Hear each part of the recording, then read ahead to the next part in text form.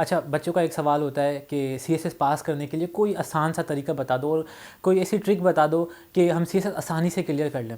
तो मैं आपको एक खुद ही टॉक के प्लेटफॉर्म से एक ट्रिक बताना चाह रहा हूँ और एक बहुत आसान सा तरीका बताना चाह रहा हूँ। अब आपकी मर्ज़ी इसको फॉलो करते हैं या नहीं करते, लेकिन आपके लिए बहुत फ़ायदेमंद होगा। अब देखें, ज़्यादातर बच्चे हैं पुअर क्लास से या मिडिल क्लास से, कुछ ही बच्चे होते हैं जो अमीर क्लास से होते हैं, जो अकेडमी को अफोर्ड कर सकते हैं।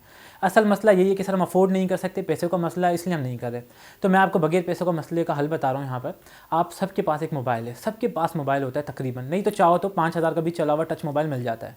फिर आपने क्या करना है, मोबाइल पे पैकेज कर लेना है, पैकेज भी आसानी से हो जाता है, मेजॉरिटी लोगों के पास है। अब आपने क्या करना है, व्हाट्सएप ग्रुप को ज्वाइन करना है। जो अच्छे अच्छे ग्रुप हैं जो मौजूद हैं, आपके पास यहाँ पे पीडीएफ फॉर्म में ना सारे नोट्स अवेलेबल हो जाते हैं और उसके साथ साथ आपको जो है बुक्स, रिकमेंडेड बुक्स सीएसएस की हैं वो भी पीडीएफ फॉर्म में मिल जाती है। देखें, आपके पास उस फॉर्म में नहीं है, आप नहीं बाय कर सकते, तो आप एक एटलीस्ट मोबाइल में तो पढ़ सकते हैं। मैंने तो अपनी जर्नी में मोबाइल से ज़्यादातर पढ़ा था। और सेकेंडली फिर उसके बाद अगर आपके अकाउंट होते हैं, हर कोई फेसबुक पे अवेलेबल है, इंस्टाग्राम के ऊपर अवेलेबल है, ट्विटर पे, एक्स के ऊपर है या यूट्यूब पे। आपको मैं पहले यूट्यूब की एग्जांपल देता हूँ। आपके यूट्यूब के इतने अच्छे अच्छे चैनल हैं, आपके करंट अफेयर के, पाकिस्तान अफेयर के, आपके एसए के लिए, आपके सारे ऑप्शनल सब्जेक्ट वहाँ कवर हो जाते हैं।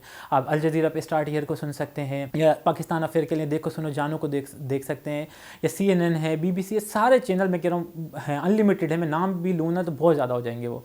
तो फिर इस तरह एग्जांपल दे रहा हूँ। और फिर अब बात आती है फेसबुक और इंस्टाग्राम। इसको तो ये कहते हैं कि भाई हमारा टाइम वेस्ट हो रहा है, फेसबुक पे वीडियोस देखते हैं दिन भर और इंस्टाग्राम पे रील्स देखते हैं। लेकिन अगर कोई एक अच्छा बंदा है, समझदार बंदा है ना, तो उसको वो यूटिलाइज़ करेगा अपनी तैयारी के लिए। अब मैं एग्जांपल देता हूँ यहाँ पे छोटी सी। अब जैसे रिसेंटली जब वॉर हुई थी, पाकिस्तान और इंडिया की वॉर हो गई, तो उस पर सबसे पहले कहाँ पर चीज़ें पता चल रही थी? हमको तो फेसबुक पर पता चल रहा था क्योंकि सोशल मीडिया की वॉर चल रही थी, फ़ौरन चीज़ें पता चल रही थी। तो देखिए, वहाँ से आपको डेटा कलेक्ट हो जाता है, आपको चीज़ें मिल जाती हैं, लोगों के ओपिनियन मिल जाते हैं, वहाँ पर सारी की सारी पर्सनैलिटी वहाँ पर अवेलेबल होती हैं कि भाई इंडिया ने पाकिस्तान पर अटैक किया है, नहीं किया, पाकिस्तान ने क्या अटैक किया है, उनके राफेल गिराएं, कितने गिराएं, इंडिया पाकिस्तान पर अटैक करना चाह रहा है तो क्यों करना चाह रहा है, पाकिस्तान का रिस्पांस क्या होगा। और अगर मैं एग्जांपल दे रहा हूँ, जैसे इंडिया ने भी थ्रेट दी कि हम पाकिस्तान का पानी बंद कर देंगे। अब सीएसएस का जो स्टूडेंट होगा वो पहले इस चीज़ को देखेगा, एनालाइज करेगा, क्या इंडिया के पास पावर भी है कि वो पानी को रोक सकता है, उसके पास कैपेसिटी कितनी है कि वो पानी स्टोर कर सकता है, उसके पास इतनी कैपेसिटी नहीं है कि अभी वो पानी को स्टोर कर सके। मुश्किल से 5% भी उसके पास कैपेसिटी नहीं है जो पाकिस्तान में पानी आता है। और अगर वो चाहे उस जगह को डाइवर्ट करने के लिए भी, वो माउंटेनियस टेरेन एरिया है, उसको रूट को चेंज करने के लिए भी तकरीबन से 10-20 साल लग जाएंगे।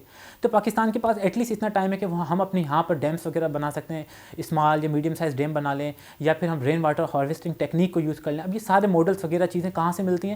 अगर दुबई में बारिश होती है, कहीं और बारिश होती है, हमें पता चलता है कि उसने किस तरह उसको सेव किया अपनी कंट्री को, उसने वो मॉडल हमें पता चलता है कि भाई रेन वाटर हार्वेस्टिंग टेक्निक का मेथड है, या ड्रिप इरिगेशन यूज़ हो रहा है, या स्प्रिंकल हो रहा है पानी को बचाने के लिए। तो हम ये सारी टेक्नोलॉजी को यहाँ से पढ़ सकते हैं। फेसबुक को यूज़ करें, इंस्टाग्राम को यूज़ करें और देखें कि दूसरी कंट्री का हमारी कंट्री से क्या रिस्पॉन्स है, किस तरह ये रिलेशनशिप चल रहे हैं कंट्रीज़ के, या कोई भी चीज़ इवेंट हो रहा है आपकी कंट्री में, डोमेस्टिक इशू भी चल रहा है, या जो भी चीज़ें हैं। अब और दूसरी एग्जांपल, जैसे ये अभी वॉर हुई थी इज़राइल की ईरान की हुई थी और यूएस ने अटैक किया। अब यूएस का क्या जाए कि वो ईरान की न्यूक्लियर साइट पे B-2 बॉम्बर से अटैक कर रहा है, उनकी न्यूक्लियर साइट को तबाह कर रहा है। इसके पीछे रीज़न है ना। अब एक सुनने वाला जो बंदा होगा, पैसिव होगा ना, यूज़र होगा, वो बस सुनेगा कि हाँ यार बस अटैक कर दिया, बात खत्म, बंद करके रख देगा। लेकिन जो एक्टिव यूज़र होगा, जिसको अपनी तैयारी करनी है, वो देखेगा इसके पीछे रीज़न क्या था, क्यों यूएस ने अटैक किया, किस इंटेंसिटी से किया, उसके पीछे इसके क्या फ़ायदे थे, और पाकिस्तान को क्या कॉन्सिक्वेंसेस होंगे अगर ईरान के ऊपर अटैक हो रहा है उसकी न्यूक्लियर साइट्स पे। अगर यहाँ सिविल वॉर हो जाती है, या पॉलिटिकल या इकोनॉमिक इंस्टेबिलिटी आ जाती है, गवर्नेंस का इशू आता है, तो जाहिर सी बात है वहाँ से लोगों की माइग्रेशन होगी, वो लोग इधर आएंगे, तो हमारे रिसोर्सेज तो कम हो जाएंगे। हमारे पास तो पहले ही कमी है वाटर की, एनर्जी की, फूड की। फिर यहाँ पर क्या होगा, स्लम एरियाज डेवलप होंगे, और जब स्लम एरियाज डेवलप होंगे यहाँ पे क्या होगा, यहाँ पे क्राइम आएगा, पुअर हेल्थ होगी, पुअर एजुकेशन होगी, पुअर गवर्नेंस होगी, पॉलिटिकल इंस्टेबिलिटी हो जाएगी, इकोनॉमिक इंस्टेबिलिटी होगी। मतलब ईरान के न्यूक्लियर साइट पर अटैक हो रहा है, मसला पाकिस्तान के लिए भी बन सकता है अगर कंडीशन ज़्यादा सीवियर होती है। तो चीज़ों से लिंक करना सीखें कि एक चीज़ दुनिया में हो रही है तो इसका यहाँ पर फ़र्क है। अगर ईरान में अटैक हो रहा है या मिडिल ईस्ट की कंट्री कह रही है कि हम ऑयल नहीं देते, तो क्या पाकिस्तानी एक बंदा होगा, उसको कोई फ़र्क ही नहीं पड़ता, वो बोलेगा यार कोई भी फ़र्क नहीं पड़ेगा। लेकिन पढ़ा लिखा बंदा होगा, वो बोलेगा हम तो चलाते ही फॉसिल फ्यूल के ऊपर अपनी इलेक्ट्रिसिटी क्यों है, हमारे पास तो इलेक्ट्रिसिटी ही नहीं होगी, हमारे तो व्हीकल्स भी नहीं चलेंगे क्योंकि हमारे पास तो इलेक्ट्रिक कार ही नहीं है। तो देखिए अब मिडिल ईस्ट की कंट्रीज बाइकआउट कर रही हैं फॉसिल फ्यूल देने से, लेकिन मसला हमारे लिए आ रहा है। हम तकरीबन 15 से 18 बिलियन डॉलर की इंपोर्ट करते हैं वहाँ से, ऑयल और गैस, सऊदी अरेबिया से और कतर से। तो ये चीज़ें हमें पता होंगी तो हम उन चीज़ों को एनालाइज करेंगे, एक एक मोमेंट का हमें पता चलेगा कि दुनिया में क्या हो रहा है। इवन हमें अपनी कंट्री का पता चलेगा कि अगर कोई चीज़ आ रही है तो क्यों आ रही है, क्या हमारे फ़ायदे के लिए है या नहीं। जो डेवलप कंट्री है ना, सिविलाइज कंट्री, उनमें लोग एजुकेटेड होते हैं, और एजुकेटेड लोग होते हैं जब चीज़ें अच्छी हो रही होती हैं, उनके फेवर में होती हैं और अच्छी चीज़ें होती हैं, वो उसको सपोर्ट करते हैं, और जो चीज़ उनके फेवर में नहीं होती वो उसके अगेंस्ट जाते हैं और गवर्नमेंट को बताते हैं कि हमने आपको सेलेक्ट किया है लेकिन आप चीज़ें सही करें, बेहतरी लाएं। अब वो उसमें रेफरेंडम कर सकते हैं, वो उसमें जाके वोटिंग करके लोग अपनी राय शुमारी कर सकते हैं, या सोशल मीडिया पे अपना ओपिनियन देते हैं। फिर गवर्नमेंट अपनी क्या करती है, इंप्रूव करती है गवर्नेंस को। तो देखें ये पढ़ाई का ही फ़ायदा है और इस फ़ायदे को हम यूटिलाइज़ कर सकते हैं। अच्छा, इसके अलावा क्या चीज़ें, आपके पास गूगल स्कॉलर आ जाता है, आपके पास सारे आर्टिकल्स उधर पे अवेलेबल है। कोई भी टॉपिक का आर्टिकल चाहिए, गूगल स्कॉलर पे जाओ, उसको बोलो मुझे दो, वो देगा। विकीपीडिया पे सब कुछ मिलेगा, सारी हिस्ट्री वर्ल्ड की मिल जाएगी। उसके बाद चैट जीपीटी और डीप सीक आया हुआ है, ये इतनी बेस्ट वेबसाइट है, यहाँ से आपको सब कुछ मिलेगा। उससे बोलो कि मुझे पेपर बना के दो, वो पेपर बना के देगा। उससे बोलो भाई मुझे ये टॉपिक समझ नहीं आ रहा, प्लेटो का कॉन्सेप्ट दे दो या एरिस्टोटल का कॉन्सेप्ट दे दो, मुझे ये चीज़ें नहीं क्लियर हो रही। इंग्लिश में वो अगर बताएगा, उससे बोले यार थोड़ा मीडियम करके दे दो, मेरी इतनी नॉलेज नहीं है, वो आपको मीडियम करके बताएगा। उसको बोलो शुरू से बताओ, वो शुरू से बताएगा। उसको बोलो सिंपल करके बताओ, वो सिंपल करके बताएगा। जब एक चीज़ आपके हाथ में मौजूद है तो उसको यूटिलाइज़ क्यों नहीं करते। आपको सारा मटेरियल मिल रहा है, एक बैठा बैठा टीचर मिल रहा है। अब लोग कहते हैं हमारी एवोल्यूशन नहीं कर रहा, कोई ग्रामर का मसला है, कोई और है। आपने अपना पैराग्राफ लिखना है, उसके ग्रामरली को दे दो, वो चेक करके दे देगा। अगर फिर भी मसला है, चैट जीपीटी को दे दो, वो आपको अच्छा एक्सप्रेशन, अच्छी ग्रामर बता देगा। देखें टेक्नोलॉजी आ रही है तो उसको राइट डायरेक्शन में यूज़ करो, ये नहीं कि अपना टाइम वेस्ट करना है हमने।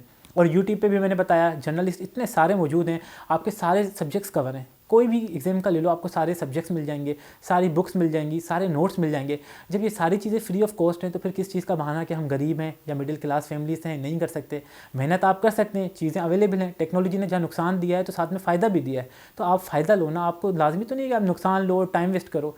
ठीक है, फ्री टाइम के अंदर आप रील्स भी देख सकते हो, आप अपनी वीडियोज़ भी देख सकते हो, लेकिन वो एक टाइम बनाओ, और जो ज़्यादातर टाइम का पोर्शन है उसको यूटिलाइज़ करो तैयारी में। और दूसरी चीज़ ये अकेडमीज़ का, मैं अकेडमीज़ की एक अच्छी सी ट्रिक बता देता हूँ जो मुझे लगी अच्छी।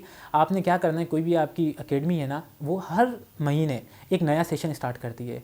हर महीने या हर वीक या हर 2 मंथ के अंदर स्टार्ट होता ही होता है। आपने क्या करना है, उस अकेडमी में जाना है। वो अकेडमी फ्री सेमिनार करती है, 1 हफ्ते की फ्री क्लासेस होती हैं। उसमें वो आपको सारे टीचर्स डायरेक्शन देते हैं, वो बताते हैं कि कौन सा सब्जेक्ट अच्छा है, कौन सा सब्जेक्ट स्कोरिंग है, किस में मार्क्स ज़्यादा मिलेंगे। तो वो जब 1 वीक का फ्री सेमिनार कर रहे हैं तो आप उसको ज्वाइन करो, उनसे गाइडेंस ले लो। उसके बाद लाजमी तो नहीं है आपको ज्वाइन करना, आप छोड़ दो। आपको किसने कहा कि आप फ़ी पे करके उधर 4 महीने 6 महीने पढ़ो। आपने 1 हफ्ते में फ़ायदा ले लिया, आपको डायरेक्शन चाहिए ना, डायरेक्शन वहाँ से मिल गई। और अगर दूसरी चीज़ भी है तो यूट्यूब पे इतने सारे हैं, अभी खुद ही टॉक है, इधर पे आप देख लें। मैंने अपनी जर्नी के अंदर खुद ही टॉक का बहुत यूज़ किया। इसका फ़ायदा ये था कि इधर पे इतने सारे जो थे सक्सेसफुल लोग थे, उनको मैंने देखा, उनकी हिस्ट्री देखी, उन्होंने किस तरह सक्सेस हासिल की, उनकी मोटिवेशन क्या थी, सीखने को मिला ना। तो राइट डायरेक्शन मैंने यूज़ की, सोशल मीडिया की, मुझे फ़ायदा हुआ।